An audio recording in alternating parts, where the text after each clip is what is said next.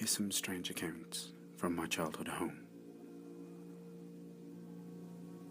See, there's this house. I spent a good portion of my childhood there. It's a house that I, to this day, although I no longer live in it, will always call it my true home. I've got loads of childhood memories in that house, and it's where my family lived the longest. Now, the things I'm about to describe, they're real.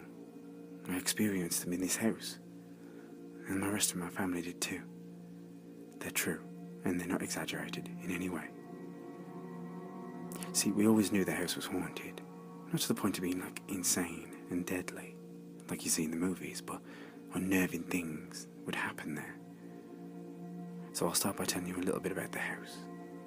The first thing that's worth knowing is it was old, like 1800s. It used to be a hotel when my family bought it, and I, being the youngest, was only a little kid at the time. We remodelled the house, we extended it a little. It took ages. But eventually that old rickety house from the 1800s got a brand new modern makeover. However, the things lingering in that house, the things we couldn't see, they stayed. See, at first it started out with small things. My old brother would occasionally be falling asleep in his room upstairs. A room that was always cold, now I think about it. But someone would blow in his ear, and he would open his eyes and look. But of course, nobody would be there. We were told by a few different people that a cranky old woman used to live in the house. She'd sit out on her rocking chair on this balcony, a balcony that we removed, and she'd yell at people that walked by. Well, one night during my older sister sleeping on the couch, she started hearing this creaking sound, this like repetitive wood creaking, like rhythmically, and it was coming from the spot just outside that window.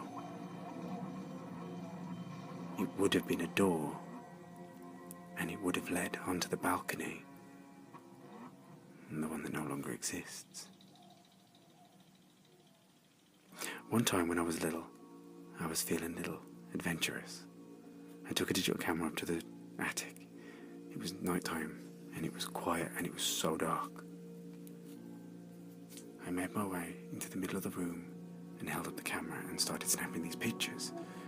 See, I couldn't see anything, only what the flash illuminated.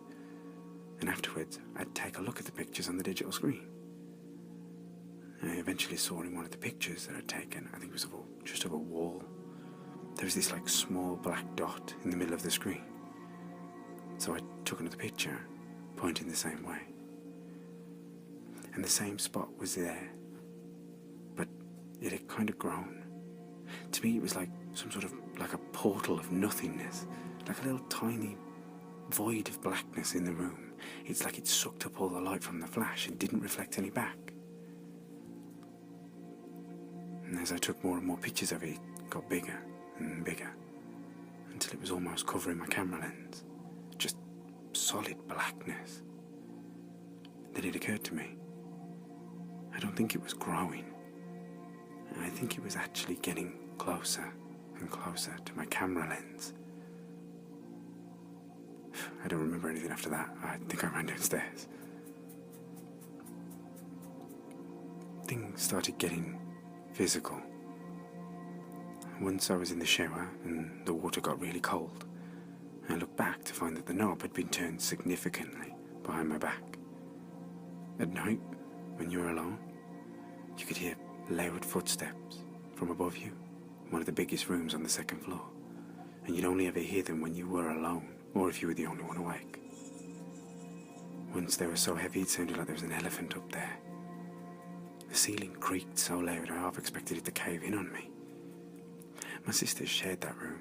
It was for a long time as well. But eventually one of them moved out and only one remained. See, when she walked around in there, I could hear her footsteps clearly. The only problem was, I'd hear those footsteps walking around when she wasn't home. Usually, when I was home alone. My mum, she was awakened one night when my friend was sleeping over to loud footsteps running up and down the stairs. According to her, it sounded more like a group of people, like almost a stampede. She jumped out of bed and she was angry for being, made to stay awake so late, and thought that we were causing a racket. She opened her bedroom door into the hall so she could see to the bottom of the stairs, but there was only silence and darkness.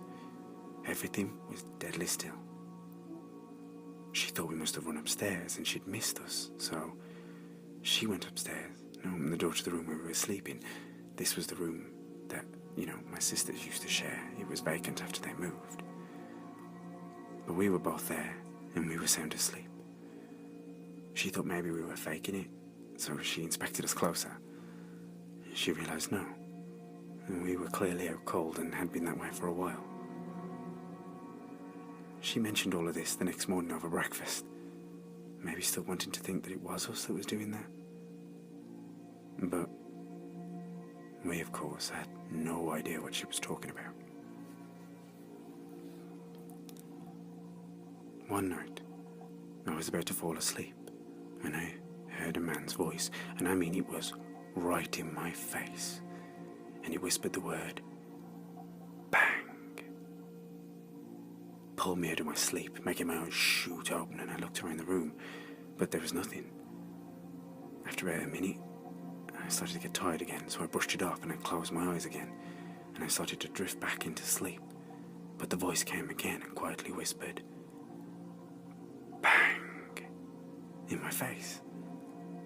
And I opened my eyes and found again nothing. This happened 3 times before I was finally able to get to sleep.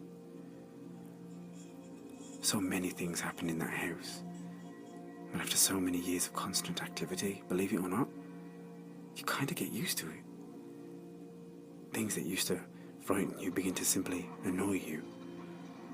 Sometimes when you were alone, there was this persistent noise being made when no other person was, like there'd be the squeezing and popping of a plastic water bottle in the kitchen when no one was there. You'd simply look in that direction and you'd say, "Stop it." And sometimes it would actually stop.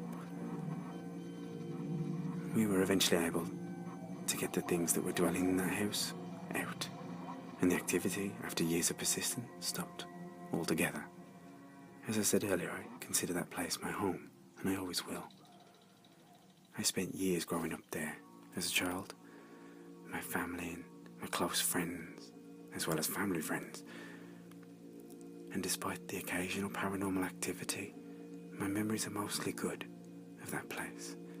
And it's like where my mind always wanders to whenever I think home.